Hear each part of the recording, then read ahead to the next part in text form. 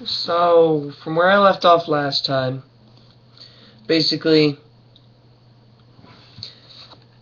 it's summarizing how Kronos ate his children, and he didn't trust them. You, one of the girls behind, said one of the girls behind me, and so there was a big fight between the gods and the Titans, I continued, and the gods won. Some snickers from the group behind me. Nancy Boba Fett, it mumbled to a friend, like we're gonna use this in real life, like it's gonna say on our job applications. Please explain why Kronos ate his kids.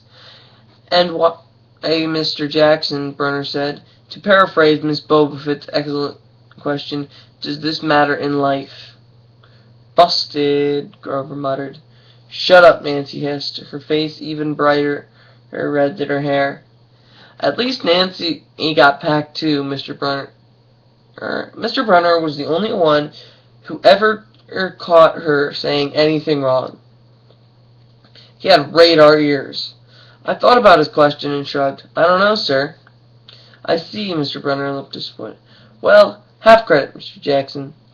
And Zeus did it indeed feed Kronos a mixture of mustard and wine, which made him disgorge his other 5 children, who, of course, being immortal gods, have been living and growing up completely undigested in the Titan's stomach. That's just nasty! I'm sorry if you're Greek and you take offense at this. Just a second. But what is up with that, Greece? I mean, sure, let's go on the assumption you don't trust your kids, you eat him. You're cannibalistic now. But not only that.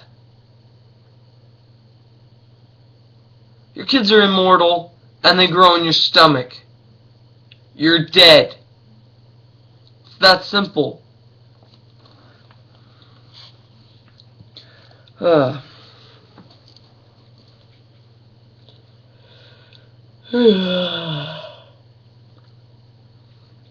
it's 1:30 in the morning and I've got nothing better to do, so.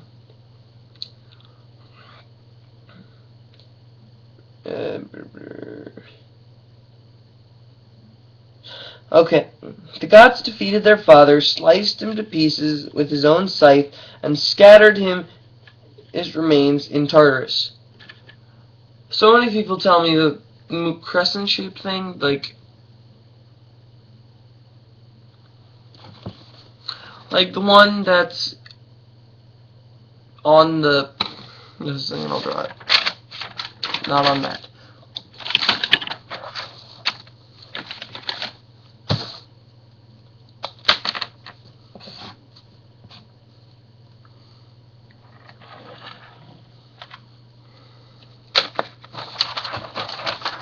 So many people tell me this is a scythe. No, this is not a scythe. That is a sickle. There is a huge difference between a scythe and a sickle. Just the way it is. Also, I know that because I've played too much Fate.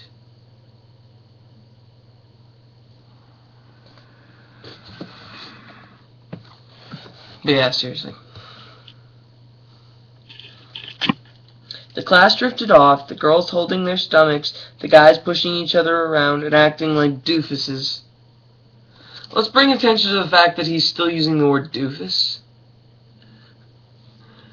I haven't heard that word since 3rd grade, other than when I was reading this book, all 4 times I've read it.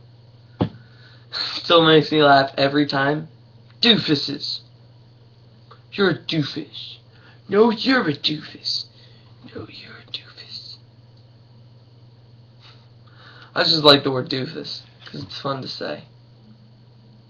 I could put something there so it's, there. I'm still getting used to the fact that my webcam reverses everything. So it's like I'm looking at myself, as if I were sitting across the desk from myself.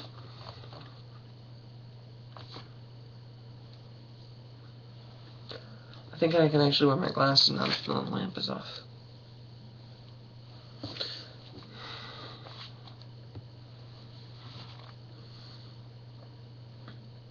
Grover and I were about to follow Mr. Brunner. When Mr. Brunner said, I need some coffee. That's not what he said. Said, Mr. Jackson. I knew it was coming. I told Grover to keep going. Then I turned around to Mr. Brunner. Sir? Mr. Brunner had this look that wouldn't let go, intense. That wouldn't let you go. Intense brown eyes that could have been 1,000 years old and had seen everything. You must learn the answer to my question, Mr. Brunner. Mr. Brunner told me.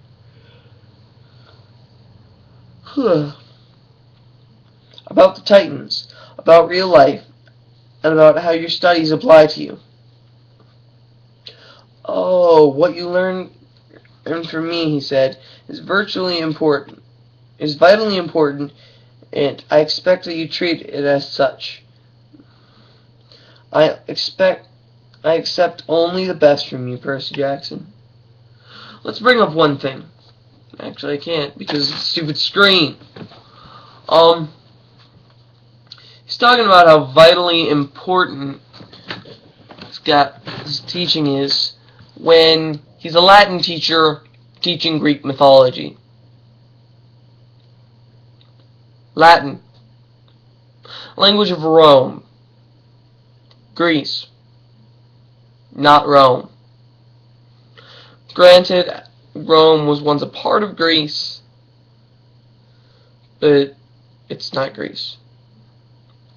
Sorry about that. I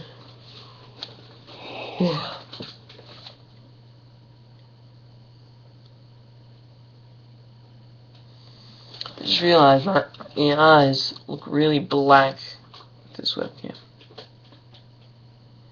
My eyes aren't black.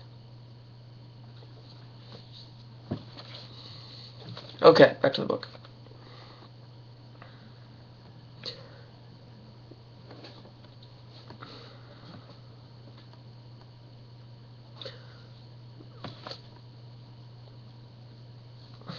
I wanted to get angry. This guy pushed me so hard. I mean, sure, it was kind of cool on tournament days. When he dressed up in a suit of Roman armor and shouted, "What ho!" and challenged, and just sword point against his chalk to run into the board and name every Greek and Roman person who had ever lived and their mother or what god they worshipped. But Mr. Brunner expected me to be as good as everybody else, despite the fact that I have dyslexia. I actually saw an interesting thing on dyslexia, and it said, I have sex daily. One word. Just sex daily. I'm probably going to get flagged for this. And it said, sorry, I meant dyslexia. And I'm like, that's funny. Except it's really not, because I have a friend who really is dyslexic.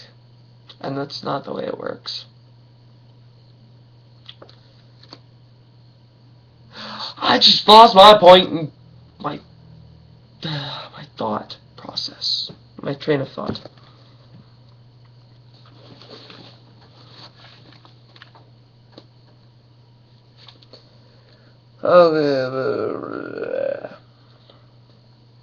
I have dyslexia and attention deficit disorder.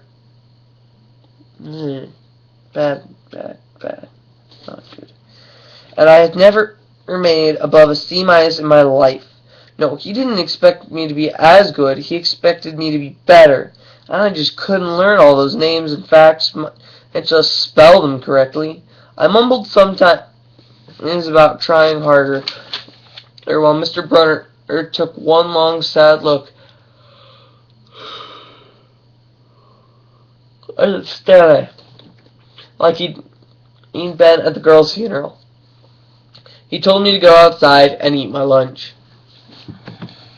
That's a sign of a good Latin teacher. You tell a kid he needs to work harder. Go eat your lunch.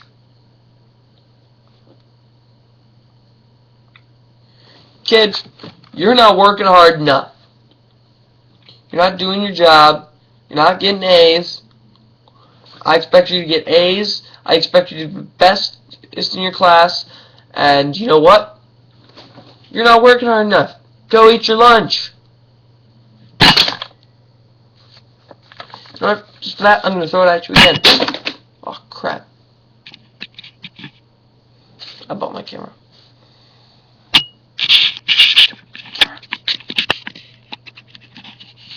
No, I wasted like 30 seconds doing that.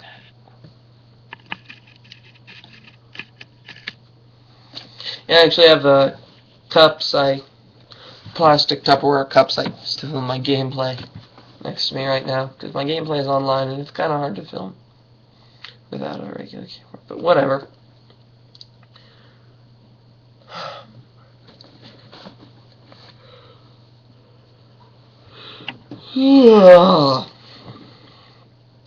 The class is gathered up onto the front steps of the museum where it could watch the foot traffic along Fifth Avenue. Overhead, a huge storm was brewing, with clouds blacker than I had ever seen over the city. I figured maybe it was global warming or something, because the weather all across New York State had been weird since Christmas. You'll see where the since Christmas thing comes into play later, but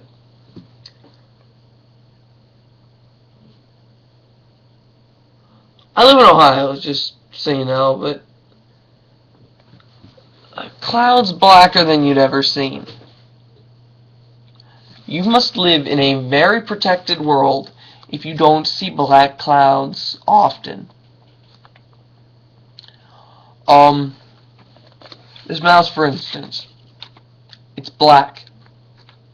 Not being racist, that technically shade is called black.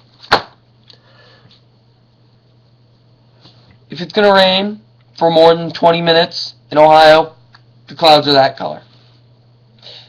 If we're going to have a tornado, the sky's green. I'm not joking. It's like green. Like back at this book color. Maybe just a touch greener.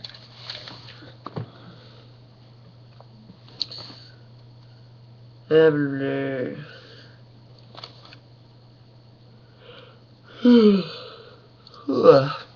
know what? I'm just going to finish this page and go to bed. So, I got a whopping two pages done. 3 pages.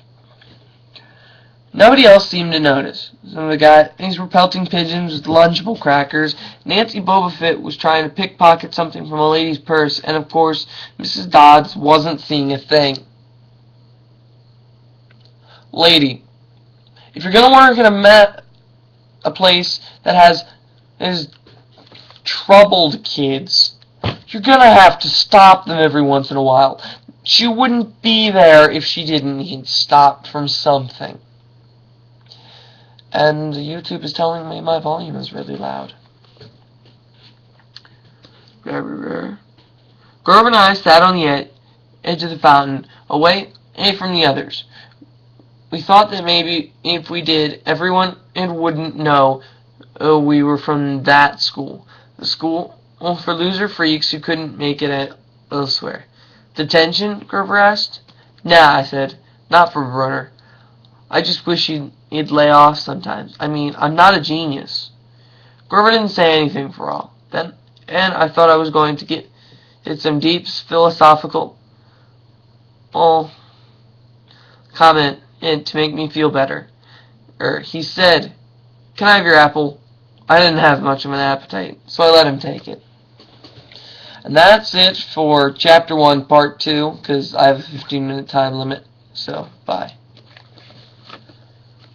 I'm going to have to come up with something. Yeah.